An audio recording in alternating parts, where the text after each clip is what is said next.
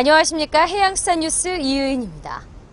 계속되는 폭염으로 인한 양식장의 피해가 속출하고 있는 가운데 어업인들의 시름은 더욱 깊어졌을 텐데요. 지켜보는 저희의 마음도 속상하고 안타깝습니다. 더 이상의 피해가 발생하지 않도록 양식 어업인들께서는 양식장 관리를 더욱 철저히 해주시길 당부드리며 해양수산뉴스 시작합니다. 지난 12일부터 완도 해상전복 양식장에서 전복 집단 폐사가 발발한 지 열흘 만에 총 피해액이 200억 원대로 나타났습니다. 완도군에 따르면 금이릅 13곳 마을 240어가에서 총 2천만 마리가 폐사해 150억 원대의 피해를 받고 생일면 2곳 마을 38어가에서 총 530만 마리가 죽어 약 40억 원의 피해를 받는데요. 특히 금이릅은 생일면보다 양식 면적이 3배 정도 넓고 피해가 계속 확산되고 있어 피해액은 더 늘어날 것으로 보입니다. 현재까지 집단 폐사의 원인이 밝혀지지 않고 있는 가운데 어업인들의 시름이 갈수록 깊어지고 있는데요. 일각에서는 연일 이어진 폭염으로 바다 고수온 현상과 적조 출현으로 집단 폐사가 발생했다고 추정하고 있습니다. 전복에 대해서 우리나라와 수출의 먹거리를 담당하고 있는 이 지역에서 좀 이런 피해가 발생을 하니까 저도 참 마음이 아프고 또 그럼에도 불구하고 희망의 끈을 놓지 말아야 되겠다 하는 생각을 합니다. 이 위기를 빨리 잘 극복을 하고 수산의 메카로서 거듭날 수 있도록 저희 정부도 모든 노력을 아끼지 않겠습니다. 한편 전복 폐사의 원인 규명에 나선 국립수산과학원 남해수산연구소와 완도군은 시료 분석이 끝나야 정확한 원인을 알 수 있다는 입장을 밝혔습니다. 해양수산부가 8월 22일부터 8일간 해양수산 공적개발 원조 사업의 일환으로 에콰도르의 공무원을 초청해 수산물 위생관리 역량 강화를 위한 연수를 실시했습니다.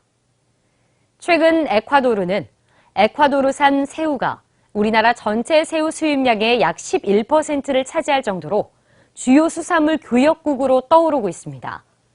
이번 초청 연수에서는 유해물질을 분석하고 중금속을 검출하는 최신 분석 장비를 지원하고 세균과 바이러스, 기생충 등 수산생물 병원체를 진단하는 이론과 실습 교육을 실시했습니다.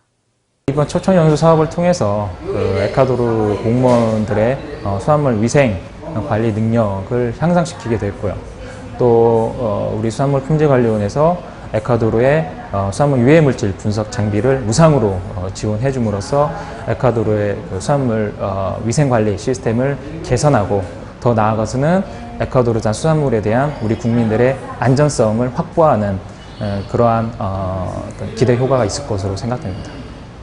한편 해양수산부는 앞으로도 수원국과 우리나라 모두가 효과를 볼 수 있는 국제개발 협력 사업을 적극 발굴하겠다고 밝혔습니다. 해양수산부가 민족대명절 추석을 앞두고 수산물 소비자 가격 안정을 위해 8월 22일부터 9월 13일까지 정부 비축 수산물을 방출한다고 밝혔습니다. 수산물 방출량은 약 8,310톤으로 만약 이 기간 동안 일부 품목의 생산이 급증할 경우 시장 상황과 수급 여건 등을 고려해 방출 물량을 일부 조정할 계획인데요. 소비자 물가 안정과 더불어 전통시장 활성화를 위해 방출 수산물은 주요 전통시장에 우선적으로 공급할 예정입니다. 방출 수산물은 품목별 권장 판매 가격이 지정돼 있기 때문에 소비자들은 시중 가격보다 10에서 30% 낮은 가격에 구입할 수 있게 됐습니다. 한편 해양수산부는 수산물 거래량이 증가하는 추석에 수산물 원산지를 표시하지 않거나 거짓으로 표시하는 등의 부정유통 행위를 차단하기 위해 국립수산물품질관리원과 지자체, 경찰청 등과 합동으로 수산물 원산지 특별단속을 벌일 계획입니다. 해양수산부가 다양한 항만 서비스를 제공하는 소형 영무선들을 위한 부두시설을 확충한다고 밝혔습니다. 대형 선박의 입출항 횟수의 증가로 인해 신속한 입출항 서비스와 선용품, 급수, 급유 등에 대한 수요가 늘어나면서 영무선의 중요성도 높아지고 있는데요. 하지만 일부 항만에서 어선 전용 시설을 공동으로 사용하는 등 신속한 항만 서비스 제공이 어렵다는 지적을 받아왔습니다.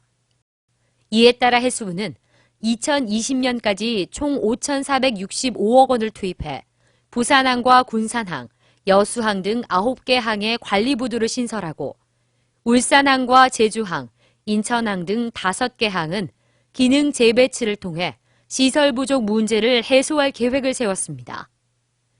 이를 통해 대형 선박의 신속한 입출항이 보다 안전하고 신속하게 진행되는 것은 물론 나아가 우리나라 항만의 서비스 경쟁력을 높일 수 있을 것으로 기대됩니다.